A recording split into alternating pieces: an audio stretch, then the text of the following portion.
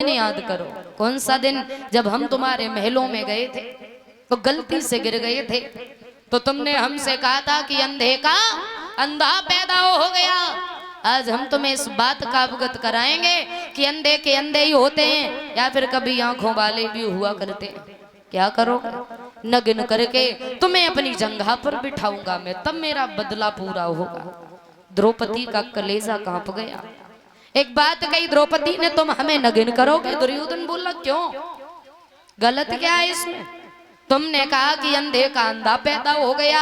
अगर अंधे का अंधा पैदा हो सकता है तो अंधे के साथ रहने वाले भी सब अंधे हो जाते हैं। अगर आंखों वाले हैं तो सिर्फ तुम्हारे 5 पति हैं। रोने लगी द्रौपदी। याद रखना, आगे बढ़ा दुशासन द्रौपदी के सामने पहुंच गया तो द्रौपदी ने एक बात कही, सुनो दुर्योधन, शायद एक बात नहीं जानते हो। क्या? स्त्री, अगर स्त्री चाहे तो सम्मान दिला सकती है और स्त्री चाहे तो अपमान भी करा सकती है। और सुनो, अबला को कभी अबला मत समझना, यानी स्त्री को कभी निबल मत समझना। स्त्री के आगे आगे सूरवीर बलवान पहलवान भगवान तलक झुक गए तो तुम्हारी औकात क्या है? और एक बात नहीं जानते हो, सुनो कि अबला सबला हो जाती है और जब अपनी सी पर आती है और पल में तेरो सम्मान करे, पल में अपमान कराती है।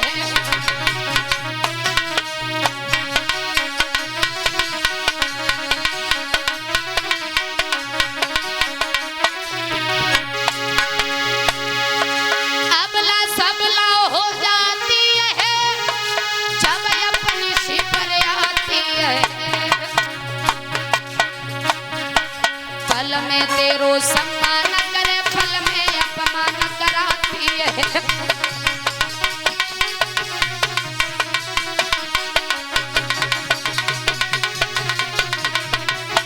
और सुनो, ये नारे नहीं नौरंगी है, नौरंगी नहीं सब रंगी है। और ढके तो सब कुन माँ को ढक लेना, नंगी की नंगी है।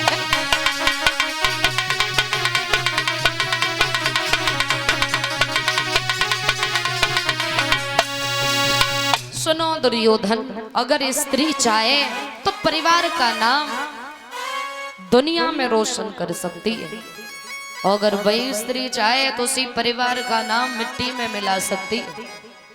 अगर स्त्री चाहे तो परिवार को राज सिंहासन पर बिठा देगी और स्त्री चाहे तो उसी परिवार को गधे पे बैठने के लायक नहीं छोड़ती।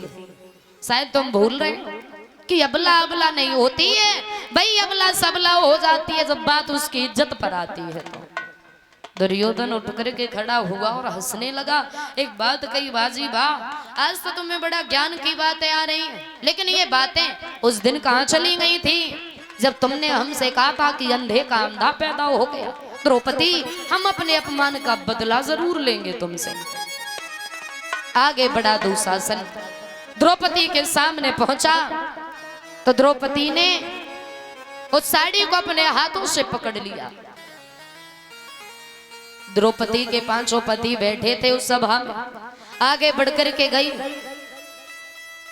सामने पहुंच गई, आंखों में आंसू आ गए द्रौपदी के। रो कर के एक बात गई कि किसी दिन ये बात कहते हुए हमें बड़ा गर्व हुआ करता था कि मेरे 5 पति हैं, लेकिन आज हमें उतनी ही शर्म महसूस हो रही है। क्यों? क्योंकि 5 पतियों के होते हुए भी भरी सभा में एक पत्नी की लाज लुटी जा रही है। क्या फायदा है 5 पतियों के होने का?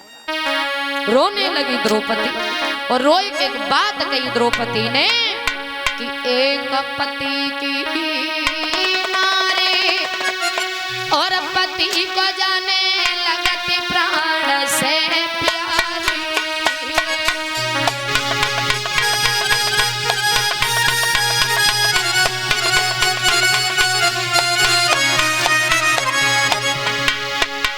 अरे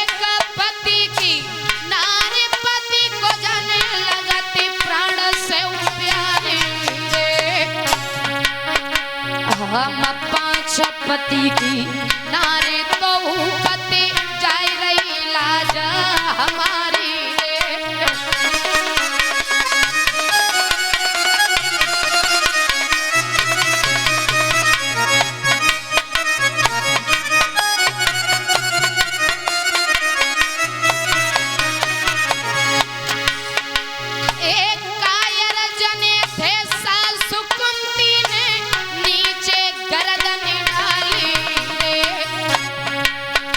और जर से कटी गई ना कपिया मेरी बात बिगड़ गई सारी रे।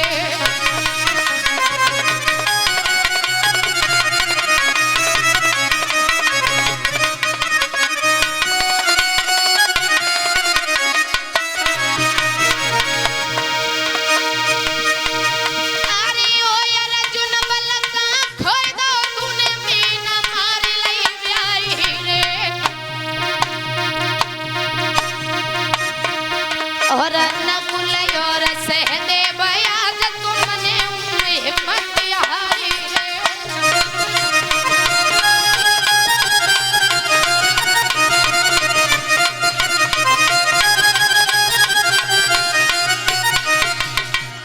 रोने लगी द्रौपदी। जवाब दिया अर्जुन कहां चला गया वो बल जब तुमने एक तीर में मीन को मारा और मेरे साथ में विवाह किया था। भीम, अरे दुनिया के लोग कहते हैं कि भीम जैसा योद्धा नहीं देखा होगा। कहां गई वो तुम्हारी ताकत?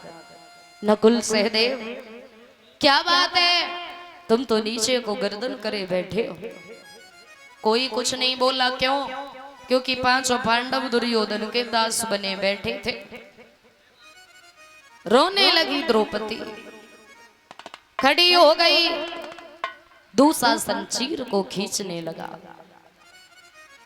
जब दुनिया से आस टूट गई द्रौपदी की तो कृष्ण को आवाज लगाई द्रौपदी, भगवान अब तुम्हारे सिवा मेरा कोई नहीं है। और कन्हैया, अगर आज इस भरी सभा में मेरी लाज लुट गई तो ये दुनिया के लोग कभी तुम पर भरोसा नहीं करेंगे। रोने लगी द्रौपदी और रोकर एक बात कहती है कन्हैया से, हे प्रभु, अरे मेरी सुमन भी रे और साड़ी रे आई जाइयो कृष्ण मुरारी।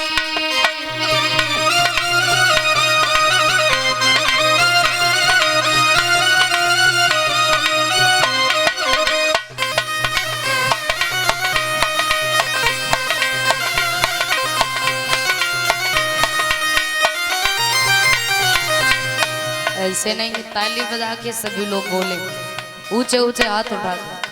और जो मैं पीछे भैया लोग बैठे हैं, बातें तो घर पे भी कर लेना भैया, भी कथा सुन लो। ताली बजा के बड़े भाव से सभी भक्त बोले, मेरी सुमन भी है साड़ी रे आई जाइयो कृष्ण मुरारी।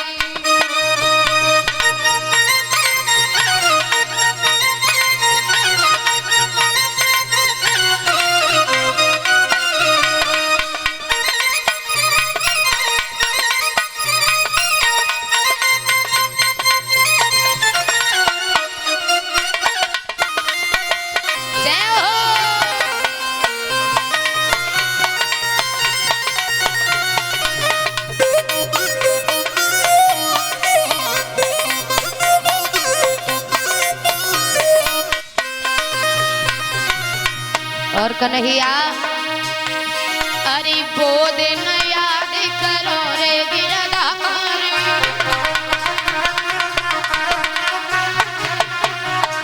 ए वो दिन याद करो रे गिरधारी।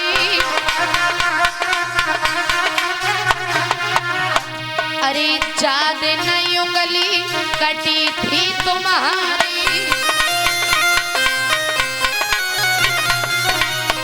तब साड़ी फटी हमारी थी आई जाइयो कृष्ण मुरारी।